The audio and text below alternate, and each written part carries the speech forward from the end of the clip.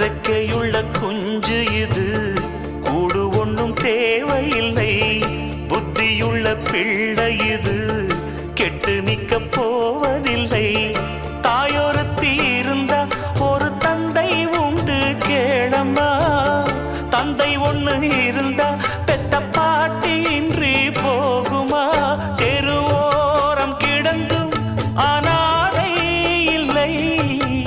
உறவென்னை வெறுத்தால் தினம் தருவேன் தொல்லை. கெட்டாலும் பட்டாலும் உன் பேரந்தான்.